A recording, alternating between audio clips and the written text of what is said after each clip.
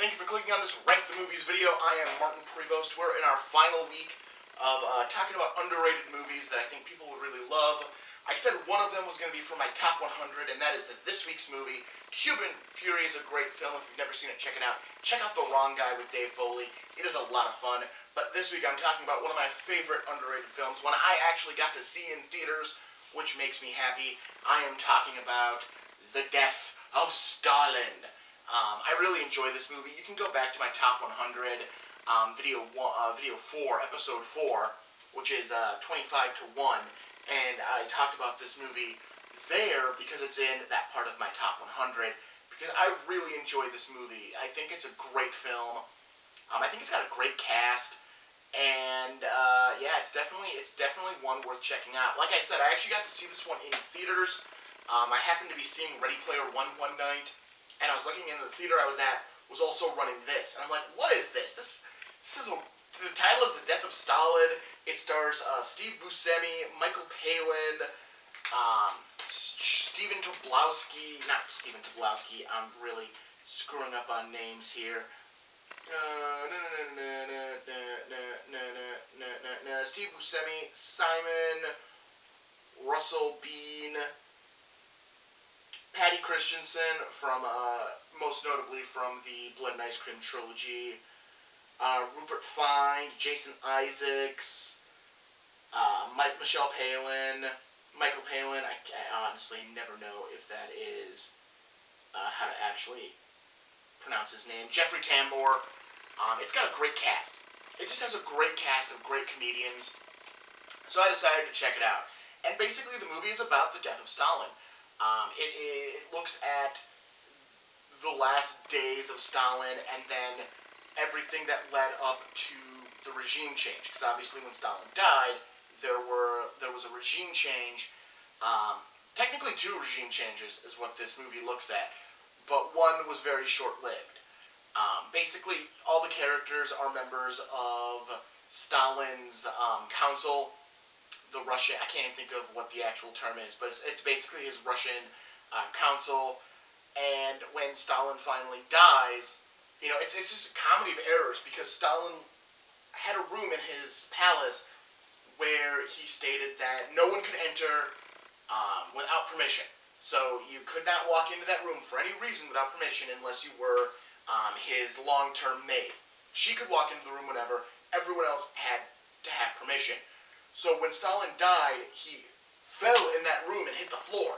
He had a heart attack and fell and hit the floor, and the guards who were guarding the room didn't go in to check on him because they weren't allowed to. They were afraid they were going to get killed if they walked into that room. Which is funny because through the comedy of the movie, they get shot anyways for not going into the room and checking out Stalin. So, you know, they were screwed either way. It's not a super historically accurate movie. Like, it has historical beats that are accurate, but like the in-between, probably, it's all made up for comedy.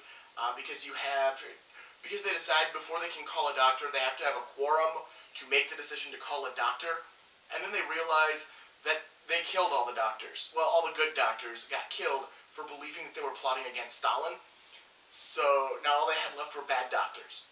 And they're arguing, like, well, if we give him a bad doctor, he's going to be pissed when he gets better. And they're sitting there going, well, here's the thing.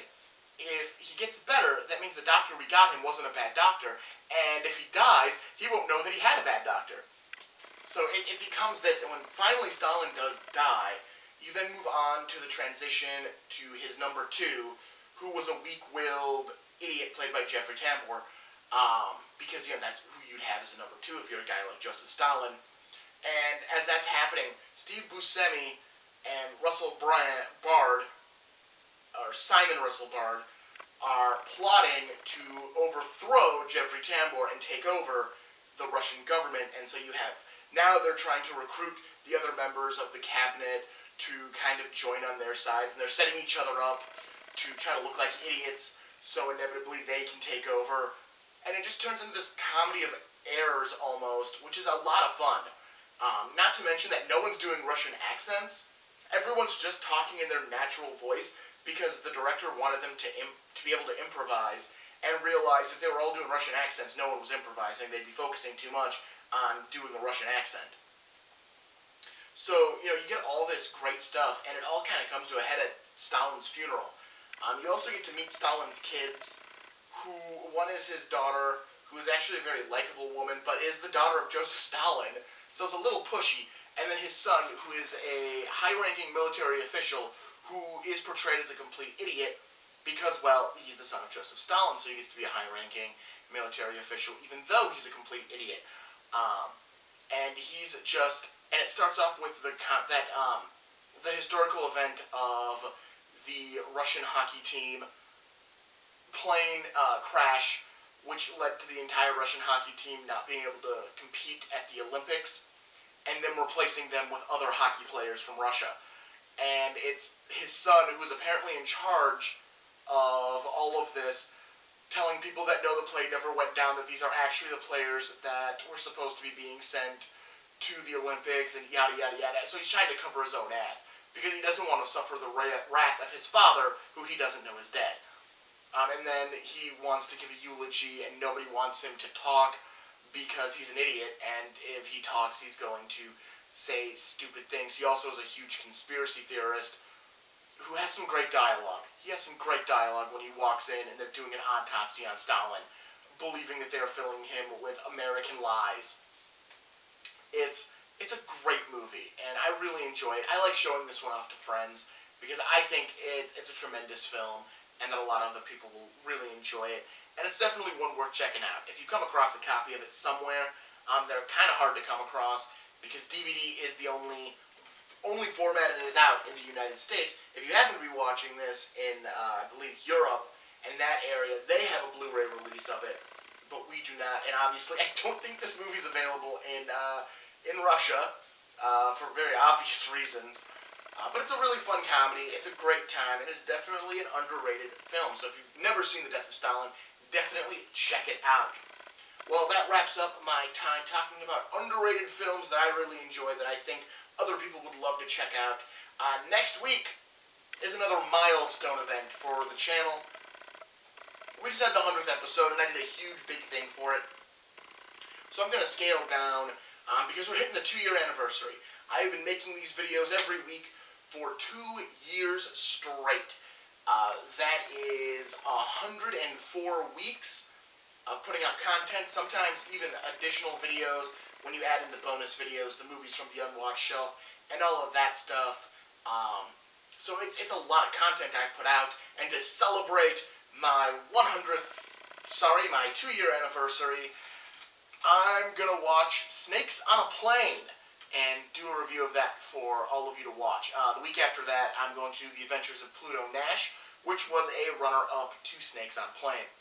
So check those videos out. They'll come out over the next couple of weeks, and they're definitely worth watching. So like, comment, and subscribe to make sure you don't miss that, because that's probably going to be a good time, because after those are done, I move into Christmas movies, and I'm not looking forward to it. So stop in, check out those videos. They're going to be a lot of fun and a really good time. And don't forget to check out Cuban Fury, The Wrong Guy, and The Death of Stalin if you ever get the chance. They are all movies really worth checking out if you never have. I am Martin Prevost. This is Rank the Movies. You have yourself a good rest of your Wednesday and a good rest of the week, because we all got to stick together and stick this thing out. Alright, see you later.